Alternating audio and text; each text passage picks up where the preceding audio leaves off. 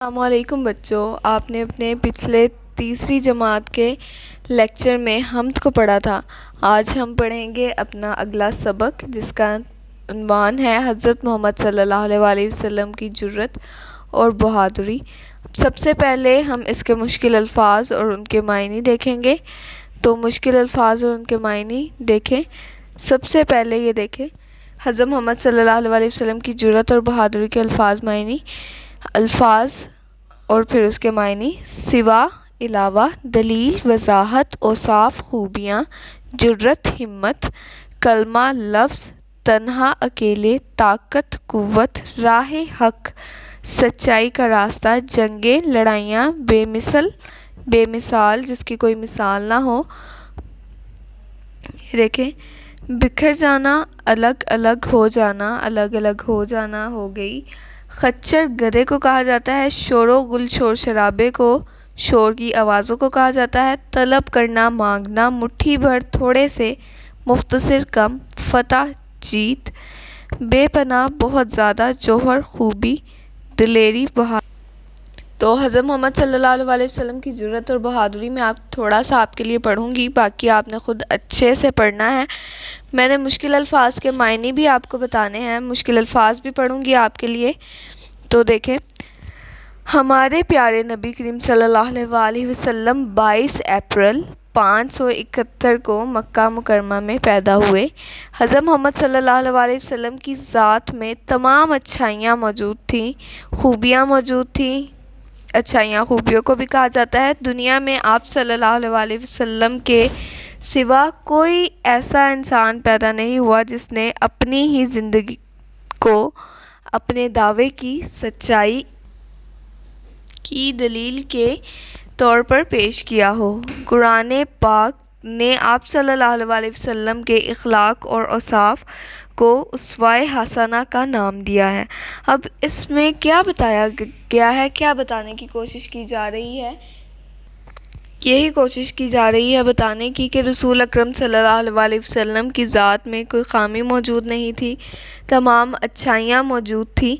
और आप सल्लल्लाहु अलैहि वसल्लम दुनिया के वो वाहिद इंसान हैं जो बात वो कहते थे वो पहले ख़ुद करते थे और फिर लोगों को उसको करने की तलकीन करते थे। आप सल्लल्लाहु अलैहि वसल्लम चूँकि अल्लाह ताला के नबी थे, तो जो भी काम दूसरों को करने का हुक्म देते तो पहले ख़ुद उस पर अमल करते, फिर उस लोगों को उसको करने की तलकीन करते। अब देखें आगे, जुर्रत बहादुरी को कहा जाता है। बहादुरी बेमिसाल, सर झुकाते। जुर्रत और बहादुरी सबूत, मुखालफत, पैगाम, राह हक। राह हक इसको क्यों पढ़ेंगे, देखें, राह के नीचे ज़बर है, राह हक, ज़बर ज़ेर जहाँ आ जाता है, राह हे के नीचे ज़ेर है, सॉरी, हे जहाँ भी ज़ेर आ जाता है उसका मतलब ये होता है कि उस लफ्ज़ को दूसरे लफ्ज़ के साथ मिला कर पढ़ना है। राह हक, काफिरों, मुशरिकों, जितनी जंगें, कमान संभालते। ग़ज़वा-ए हुनैन, यहाँ हम देखेंगे कि ग़ज़वा का क्या मतलब है। तो ग़ज़वा का मतलब है कि ऐसी लड़ाई, ऐसी जंग जिसमें नबी करीम सल्लल्लाहु अलैहि वसल्लम की जो नबी करीम सल्लल्लाहु अलैहि वसल्लम की ज़िंदगी में लड़ी जाए और वो उसमें मौजूद भी हों। ठीक है। बिखर गई, खच्चर, शोरगुल, सिमत, तरफ। समत का मतलब होता है तरफ। ठीक है। उसके बाद आए तलब, जंगे ओहद। जंगे ओहद जो है वो भी एक ग़ज़वा था। ओहद भी एक ग़ज़वा को ही कहा जाता है क्योंकि उसमें हुज़ूर अकरम सल्लल्लाहु अलैहि वसल्लम ने ख़ुद भी हिस्सा लिया था। बहादुरी, मुख्तसर, मुट्ठी भर, फतह, बेपनाह, जौहर, दिलेरी, बेमिसल। तो यह आपने मुश्किल अल्फाज पढ़े और मैंने आपको इनके मायने भी समझाए। अब हम एक दफ़ा देखते हैं कि हर पेज में क्या बताने की कोशिश की गई है, हर सफ़े में। इस सफ़े में ये बताया गया है, जैसा कि आपने पहले पैरा में पढ़ा भी, कि रसूल अकरम सल्लल्लाहु अलैहि वसल्लम ने अपनी सारी उम्र अपने ही दावे की सच्चाई, जो भी वो दावा करते हैं उसकी दलील के लिए ख़ुद को भी पेश किया, अपने दावे को सच्चा साबित किया, पहले ख़ुद उस पर अमल किया और फिर लोगों को कहा। अब अगला देखें। हज़रत मोहम्मद सल्लल्लाहु अलैहि वसल्लम जुर्रत और बहादुरी में कैसे थे? बहुत बेमिसाल थे। वो किसी के भी आगे सर झुकाना पसंद नहीं करते थे। कोई भी उन जो अरब के लोगों में से था वो बुतों की सब पूजा करते थे, तो वो बुतों के ख़िलाफ़ कोई लफ्ज़ पसंद भी नहीं करते थे, सुनना ही पसंद नहीं करते थे। रसूल अकरम सल्लल्लाहु अलैहि वसल्लम ने पूरे अरब को जहाँ सिर्फ बुतों की पूजा होती थी वहाँ अल्लाह ताला का पैगाम पहुँचाया। तो ये रसूल अकरम सल्लल्लाहु अलैहि वसल्लम की बहादुरी का एक अमली नमूना ही कहा जा सकता है। और ये जो आपको यहाँ तस्वीर नज़र आ रही है, ये रसूल अकरम सल्लल्लाहु अलैहि वसल्लम के गुंबद की है। तो ये मदीना मुनव्वरा की तस्वीर है, ठीक है, मस्जिद नबवी की तस्वीर है ये। अब आगे देखें। उसके बाद हुज़ूर अकरम सल्लल्लाहु अलैहि वसल्लम ने काफिरों के साथ जितनी भी जंगें लड़ी ना, उनमें ख़ुद ज़रूर शरीक हुए, कोशिश की कि हर जंग में ख़ुद शरीक हों।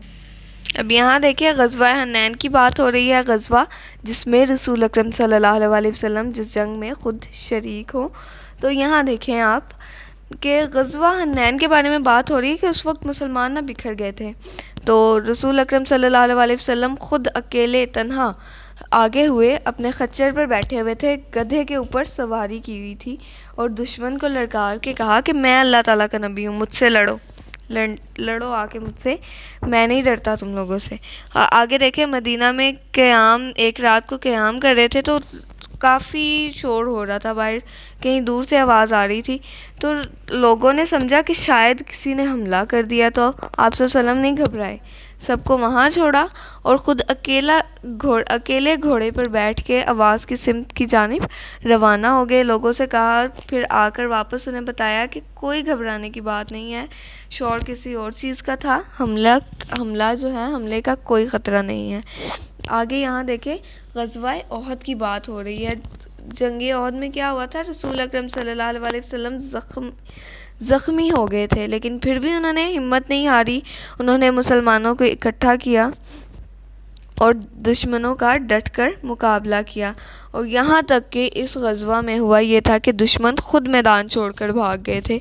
तो ये सारे ही जो भी हैं, ये रसूल अकरम सल्लल्लाहु अलैहि वसल्लम की बहादुरी की अजीम मिसालें हैं। और आप सल्लल्लाहु अलैहि वसल्लम ने सिर्फ 10 साल के मुख्तसर अरसा में 15 लाख मुरब्बा किलोमीटर का रकबा जो है फ़तह कर लिया था। इतना ज़्यादा रकबा इतने कम अरसा में फ़तह करना किसी के लिए भी आसान नहीं होता, बहुत मुश्किल होता है। रसूल अकरम सल्लल्लाहु अलैहि वसल्लम बहुत दलेर थे, बहादुर थे, बेमिसाल थी उनकी जुर्रत और बहादुरी सबके लिए। आज के लिए हम इतना ही करेंगे इंशाअल्लाह। फिर हम बाकी का जो काम है वो अगले लेक्चर में करेंगे। अल्लाह हाफ़िज़।